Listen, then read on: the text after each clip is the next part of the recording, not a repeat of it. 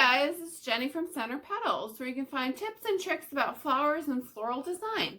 If that's something that interests you, make sure you hit the subscribe button below. Today we're going to debunk 5 common myths about flowers and floral design. Myth number 1. Flowers grow naturally, therefore they must be cheap. There are definitely some flowers that can be cheaper than others, but I feel like flowers are more expensive than most people think. There are a lot of flowers grown in Central and South America, especially the ones you find at the grocery store, and therefore it takes quite a bit of shipping and whatnot to get it to the store for you to buy. It is true that you can find some good deals on bulk flowers online. But unless you happen to need 50 stems of that one flower in that one color, the absolute best way to get the cheapest flowers are from local farms, like at farmers markets, and flowers that are in season, like tulips in the spring and peonies in May and June. And that leads me to myth number 2. I can totally get any flower any time of the year. This is simply not true. Like I just mentioned, some flowers like peonies, dahlias, and ranunculus are extremely seasonal and can only be found when they are in season. Other flowers like tulips and hydrangeas are usually found most of the year, but there's definitely more color varieties available when they are in season. Tulips in the spring and hydrangea in the summer months. Luckily, there are some flowers that you can get year-round, like carnations, alstroemeria, and roses. They're usually in several different kinds of colors and can easily be found at grocery stores. Myth number 3. You can just add sugar or pennies or aspirin or Sprite to the water and the flowers will last longer. This is sort of true, but the absolute best way for flowers to last the longest is using the little flower packets full of flower food that you find with grocery store flowers. These ready-to-use packets contain a mixture of sugar, bleach, and citric acid. Sugar gives nutrients to the flowers. Bleach helps keep bacteria and fungi down in the water, while the citric acid maintains the pH level in the water. This combo makes the perfect formula to help prolong your flowers. So household items like sugar, aspirin, pennies, and Sprite do some of what the food packet does, but not everything.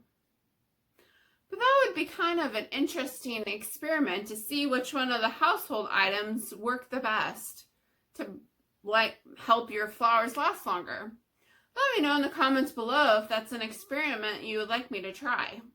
Anyway, if you don't have flower food available and don't have time to run experiments, just add lukewarm water to your vase and change the water daily. And now for myth number 4. Floral design is just throwing flowers in a vase. Well, not usually.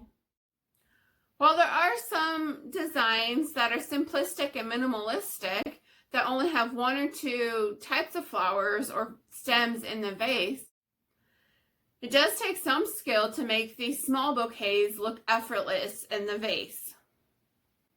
And there definitely are designs that take longer to make and take more skill altogether. You have to be able to see if this design is complete or if there's something wrong with it and be able to correct what is wrong with it. And you also need to know when enough's enough and be able to stop making the arrangement. And just like everything else, this skill just comes with practice. I truly believe that most everyone can learn these skills and just be able to throw flowers in a vase. And if you need help doing that, make sure you check out my free 8-step beginner's guide to pro centerpieces. The link is in the description below. And now for our last myth to debunk, myth number 5. All arrangements need a vase, a bowl, accessories, and. This is also not true. When it comes to flowers, more often than not, less is more. Fewer colors, fewer flowers, fewer extras often make more of an impact. And it is definitely okay and often encouraged to think outside the vase and look for other containers that can be used as a vase. I encourage you to look around your house for jars, pitchers, candle votives, pretty much anything that can hold some water to use as your vase. Not only will this help save you some money, but it will give you new life to something you already have. Now I call that a win-win. If you found this video and information helpful, make sure you give a thumbs up below and subscribe to this channel. It really helps me out. Thanks for watching and have a great day. Bye.